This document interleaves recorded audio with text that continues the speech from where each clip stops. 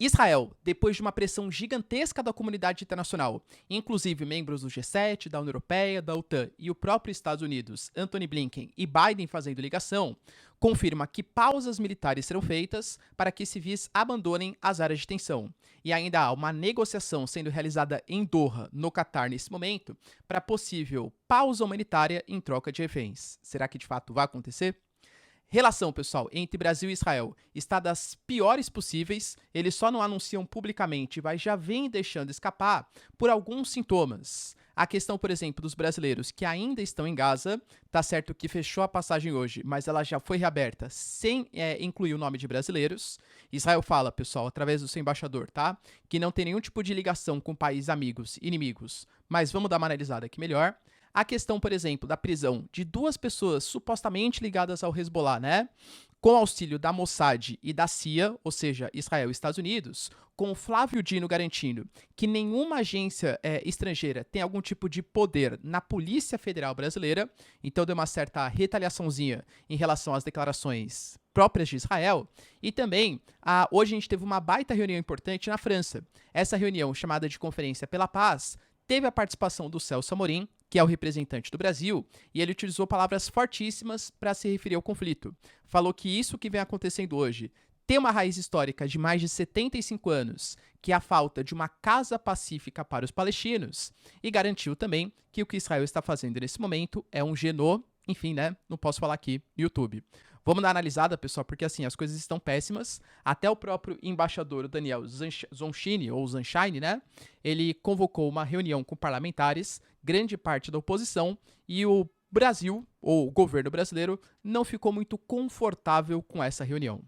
Para finalizar, pessoal, falar um pouquinho também sobre os Estados Unidos, que realizaram ataques na Síria. Até aí, infelizmente, né, comum esses ataques que acontecem, mas dessa vez contra posições iranianas e inclusive causando 12 mortes de iranianos. O Irã já falou que se algum tipo de ataque acontecer contra membros do Irã, o Irã entrará no conflito.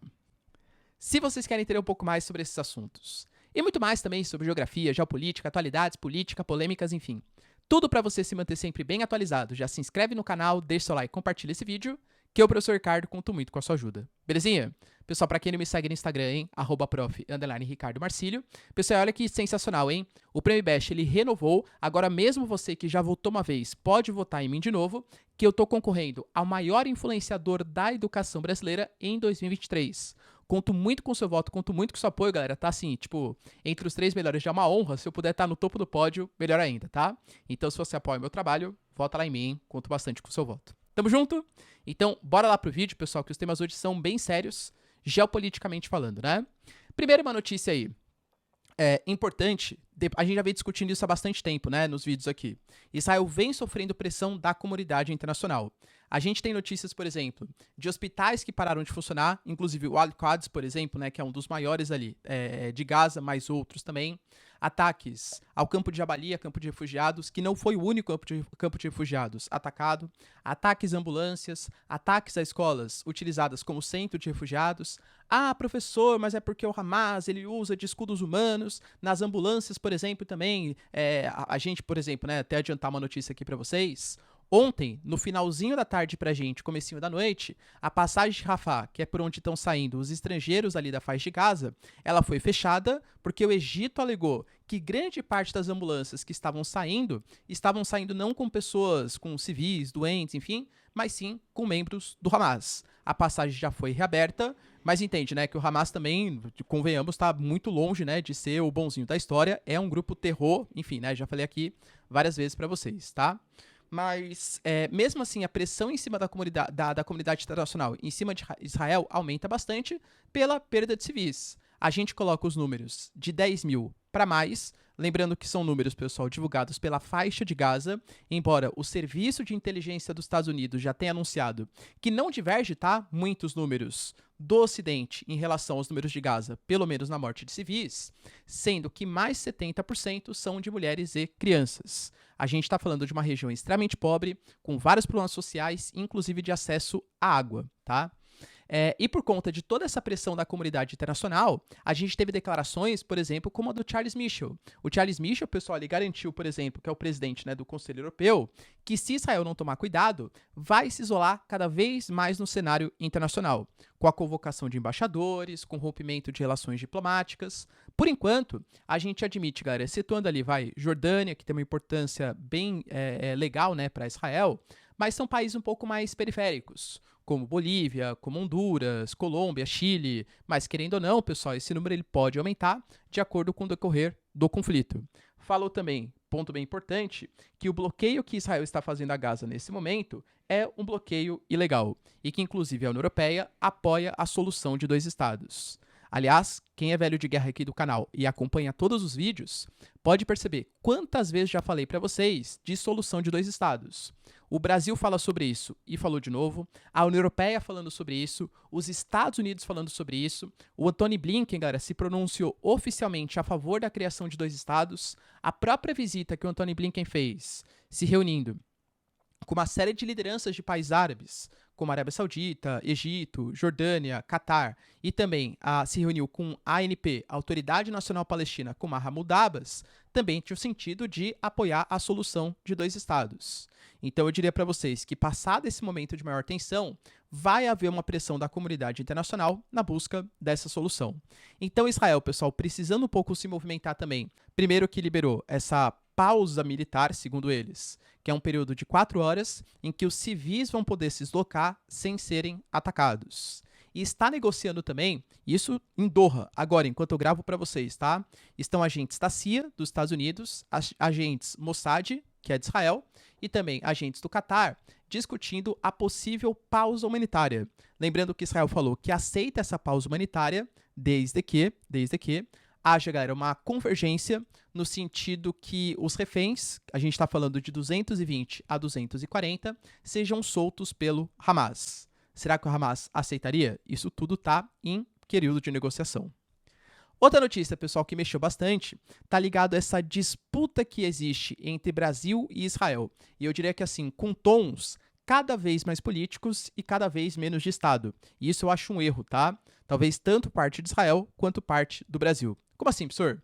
Quando eu falo, por exemplo, governo é uma coisa que vai e vem, né? Era o Bolsonaro, aí vai ser o Lula, depois vai ser outro, tal. É mais de esquerda, direita, tal. Isso são governos que têm a responsabilidade, né? A tutela de cuidar de um povo e garantir a soberania de um território. Quando a gente junta governo, povo e território, aí sim a gente tem Estado. Um órgão de Estado é o Itamaraty, por exemplo. Ele independe de governo.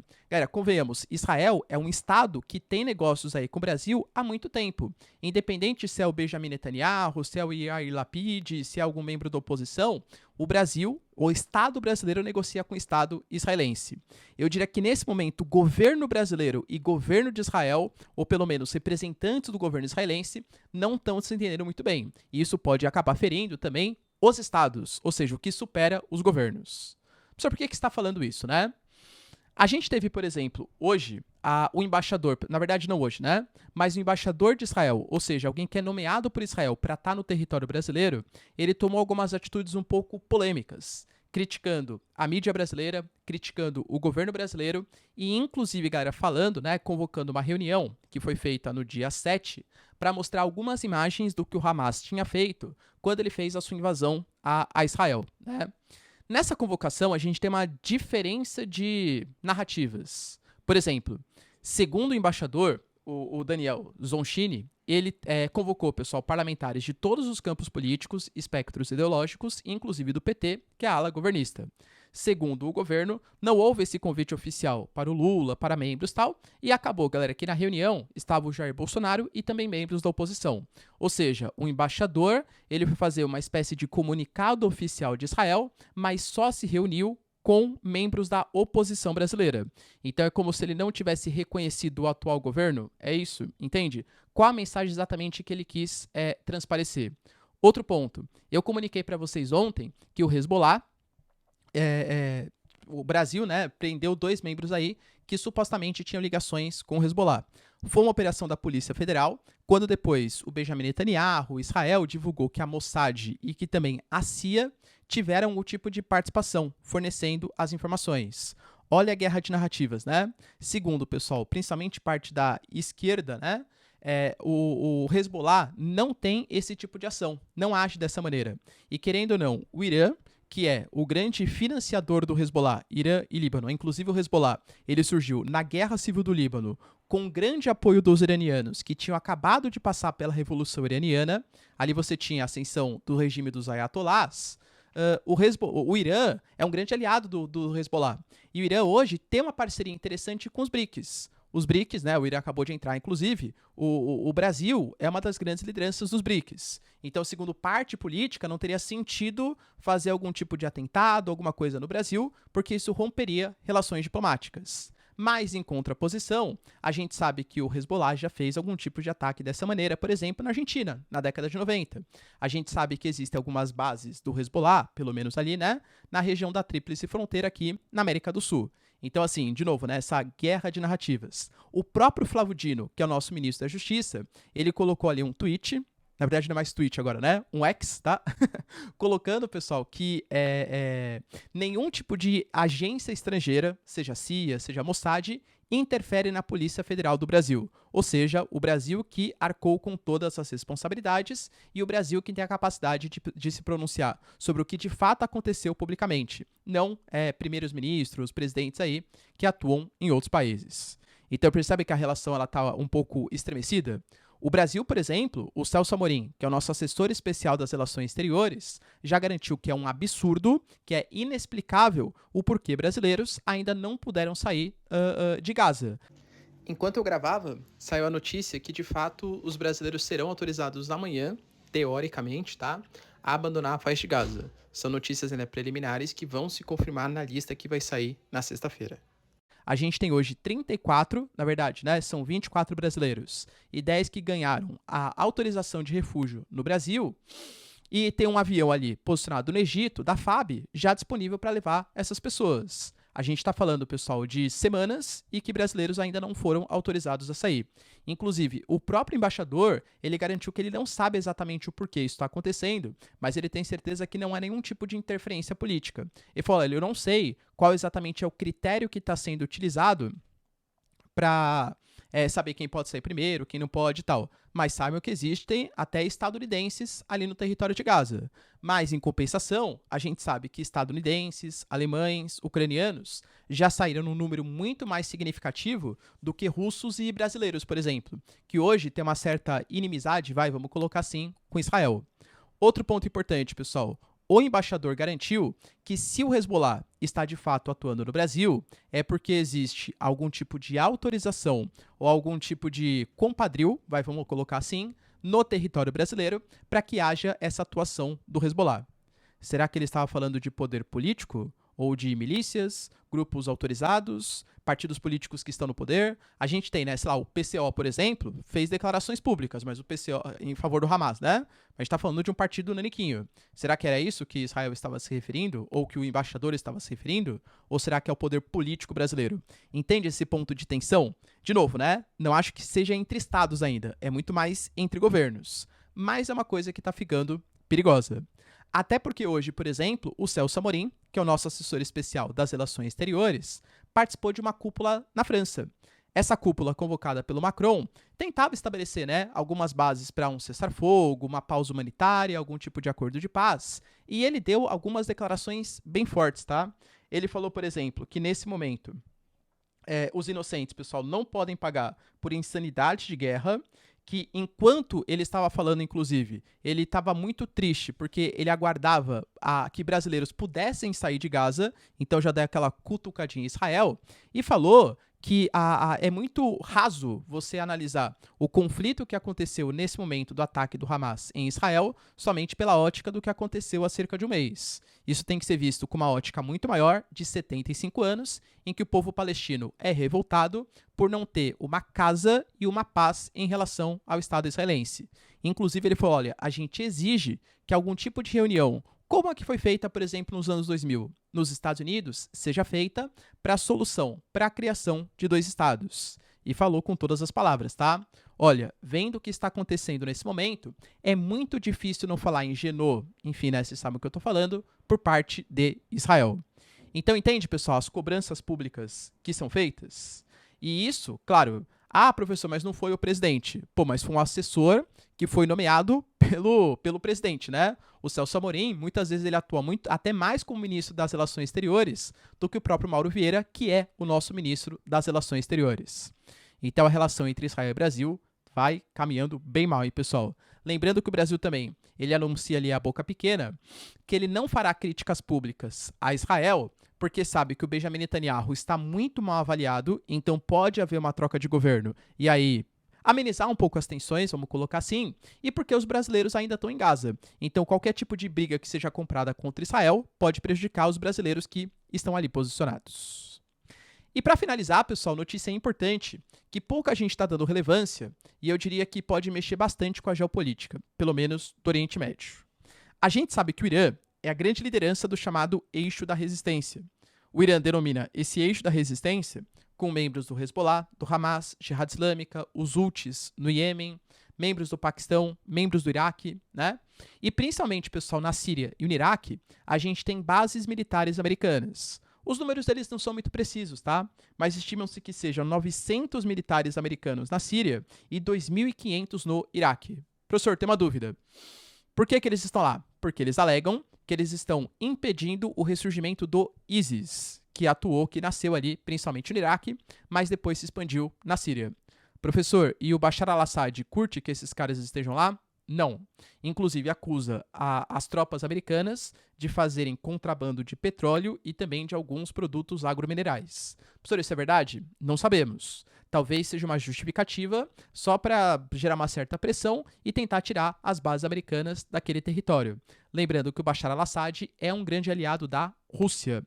Não só Bashar al-Assad, até o seu pai, né, o Hafez al-Assad, já era um grande aliado dos russos. Os protestos que vêm acontecendo, não só contra Israel, como também contra os Estados Unidos, atingem essas embaixadas. No Iraque, por exemplo, a chamada Zona Verde ali, né? No território do Iraque. E os Estados Unidos falou que se mais ataques acontecessem, eles iam fazer ataques contra quem os atacaram, inclusive contra o mandante, que é o Irã, o grande financiador do Hezbollah, enfim, dessas milícias que atuam contra o Ocidente. E isso aconteceu. A gente teve a notícia, pessoal, que o Comando Central dos Estados Unidos fez um ataque aéreo contra uma base na Síria, que era utilizada pela Guarda Revolucionária Iraniana. Inclusive, nesse ataque, vários armamentos foram destruídos, supostamente iriam para o Hezbollah ou para outras forças, e 12 iranianos, pelo menos até o momento, também foram mortos. Então, os Estados Unidos, ele foi lá e atacou iranianos num território que nem era dos Estados Unidos, é isso? O Irã já falou que se isso acontecesse, algum tipo de retaliação vai acontecer. Professor, quer dizer então que agora o Irã vai entrar na guerra? Duvido muito, tá? O Irã, pessoal, não tem a capacidade bélica para fazer um conflito, ainda mais nesse momento, né, de tanta tensão com os Estados Unidos, convenhamos, né? A gente está falando de um dos 20 maiores exércitos do mundo e que controla uma região super importante reserva de gás, de petróleo, controla o Estreito de Hormuz, mas que mesmo assim, militarmente, é muito inferior ao Ocidente. Mas aposto com vocês que daqui a pouquinho ameaças começarão a aparecer por parte do Irã.